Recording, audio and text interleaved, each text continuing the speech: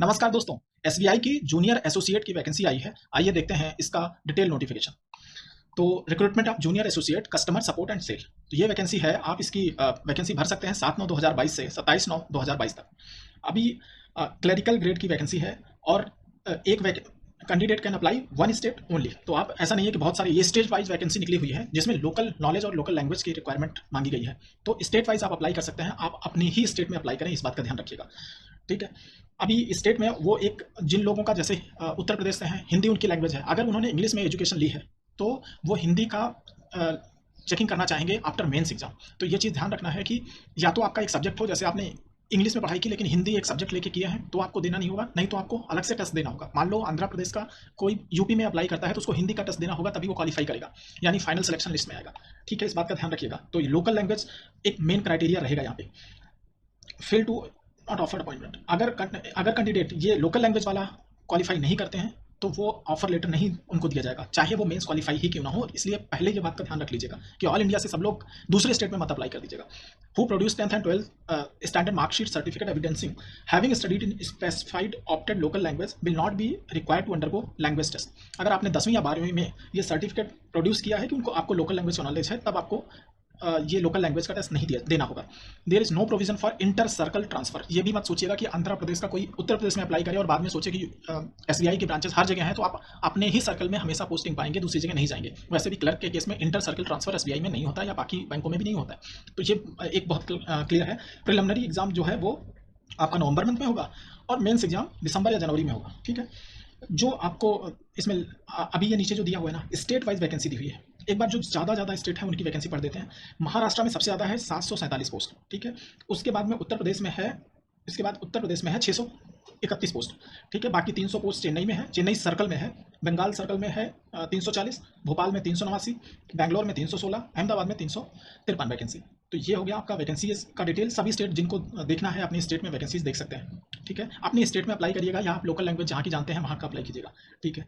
First priority to matter appointment will be given disabled. अगर दो लोगों में ये कंपटीशन है डिफेंस पर्सनल और डिसेबल में, तो डिसेबल को पहले दिया जाएगा, डिफेंस पर्सनल को बाद में वरीयता दी जाएगी। ये बात जस्ट एक रिजर्वेशन के पॉइंट ऑफ व्यू से आ रही है।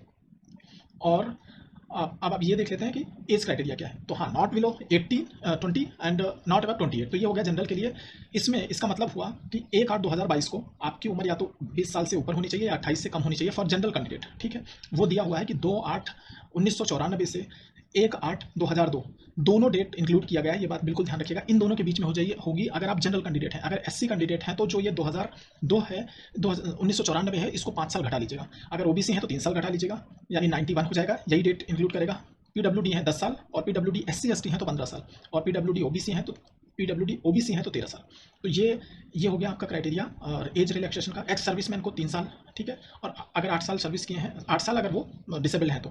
बाकी विडो, ये women their husband who are not remarried. ठीक है। इन केस में अगर आपका एसबीआई में कोई है उस केस में आपको 7 साल मिलेगा। एसबीआई में कोई था उसकी डेथ हो गई तो उनकी विडो के लिए ये है। ठीक है। अभी हाँ, ग्रेजुएशन इन एनी डिसिप्लिन ये है। अगर आपने फाइनल ईयर में है तो आप अप्लाई कर सकते हैं। बस इतना ध्यान होना चाहिए कि आपका जब फाइनल रिजल्ट है तो आपके पास डिग्री हो। ठीक है। इसके अलावा इसमें और कोई क्राइटेरिया नहीं है। एक बार देख लेते हैं सिलेक्शन प्रोसीजर क्या है। ठीक है। सिलेक्शन प्रोसीजर, प्रिलिमिनरी एग्जाम जो होगा वो ऑब्जेक्टिव टाइप 100 मार्क्स का होगा, 1 घंटे का होगा और 3 रहेंगे वही जो जनरल बैंक में रहते हैं। इंग्लिश लैंग्वेज होगा, न्यूमेरिकल एबिलिटी होगी और रीजनिंग एबिलिटी होगी। 30 क्वेश्चन होंगे, 30 मार्क्स के होंगे, 20 मिनट दिया जाएगा। न्यूमेरिकल के 35 मिनट होंगे, 35 मार्क्स के होंगे, 20 मिनट दिया जाएगा। और 35 क्वेश्चन रीजनिंग के होंगे, 35 मार्क्स के रहेंगे और 20 मिनट दिया जाएगा। 1 घंटे में 100 सवाल सॉल्व करने होंगे। ठीक है।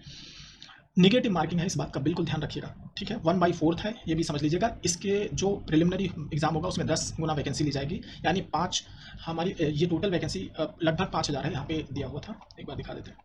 हाँ, 5008 वैकेंसी है। तो आप समझ लो 10 गुना 50,000 इसके लिए क्वालिफाई करेंगे। प्रीलिम्स में 50,000 लोग क्वालिफाई करेंगे। ठीक है। अब आप सोच लो कि उसमें आते हो कि नहीं। और बहुत ज़्यादा है, मतलब एक बात बस बताना चाहते हैं कि प्रीलिम्स में बहुत ज़्यादा लोग क्वालिफाई, मतलब 50,000 लोग जाना बहुत होता है। ठीक है। अब उसके बाद में मेंस आप पहुँच गए, 50,000 लोग मेंस के लिए जा रहे हैं। इसमें केवल जनरल और फाइनेंशियल अवेयरनेस ज़्यादा होगी, जिसमें 50 क्वेश्चन इसके आएंगे, 50 मार्क्स के होंगे, 35 मिनट ड्यूरेशन दिया जाएगा। बाकी जो जनरल इंग्लिश, क्वांटिटेटिव एप्टीट्यूड और रीजनिंग एबिलिटी, ये दोनों पहले प्रीलिम्स में ऑलरेडी पूछा गया है, वैसा ही पैटर्न रहेगा, इसमें कुछ अलग नहीं है। ठीक है। तो आप इसमें देख लो, 2 घंटे 40 मिनट का पेपर होगा, 190 क्वेश्चन होंगे और 200 मार्क्स का होगा। फिर से इसमें नेगेटिव मार्किंग होगी, इसमें कोई चेंजेस नहीं है। ठीक है। अभी एग्ज़ाम का सबका इंग्लिश हिंदी मीडियम में रहेगा। उत्तर प्रदेश में 3 मीडियम होंगे, उर्दू भी होगा, बंगाल में बंगाली भी रहेगा। तो ये हो गया मीडियम ऑफ एग्ज़ाम, आप जो सेलेक्ट करना चाहें उस टाइम पे देख लीजिए। पर आप अगर बंगाली लेंगे तो इंग्लिश साथ में आएगा। तो मेरे हिसाब से आप जैसे जो हिंदी जानने वाले हैं, हिंदी वाला सेलेक्ट करिए ताकि आपके साथ इंग्लिश आए, तो पेपर में ज़्यादा स्पेस मिलेगा। पेपर में ही मतलब हिंदी अंग्रेजी दोनों लिखा रहेगा, ठीक है।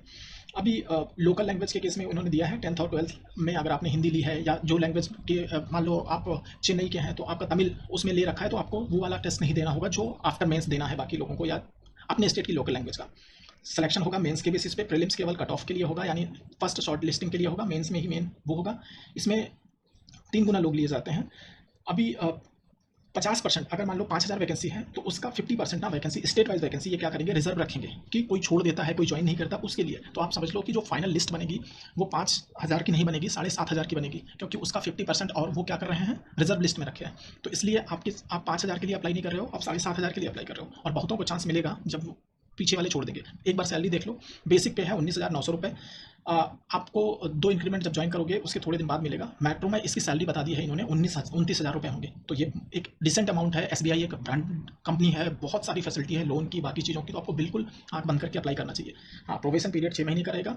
और प्री एग्जाम ट्रेनिंग एक ये बहुत सही चीज़ है। आप इस चीज़ का देख लीजिएगा कि आपका एग्जाम जब होने वाला होगा उसके पहले ये लोग ट्रेनिंग सर्टेन सेंटर पे ऑर्गेनाइज कराएंगे, SC ST और ESM और रिलीजियस माइनॉरिटीज़ के लिए। तो आप इसके लिए एनेक्चर 1 इन्होंने नीचे दिया है, उसके हिसाब से अप्लाई कर सकते हो। आप समझिएगा, आपको ये ट्रेनिंग भी देंगे कि आपको एग्जाम कैसे करना है, क्या ट्रिक्स लेनी है, कैसे अच्छे से पेपर करना है, उसके लिए भी ये कुछ बड़े ऑर्गेनाइजेशन इस तरीके का एग्जाम अप्लाई एग्जाम फैसिलिटीज देते हैं, ठीक है।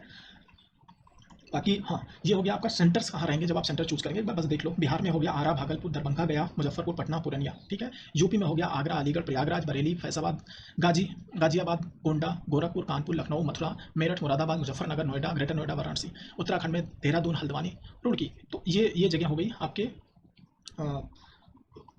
सेंटर की। कोई और क्वेरी है दोस्तों तो आप कमेंट कर देना, आपको रिप्लाई कर देंगे। हाँ, ये अप्लाई कहाँ से होगा, IBPS के थ्रू, IBPS वैकेंसी के थ्रू। हम आपको लिंक नीचे दे देंगे। एक बार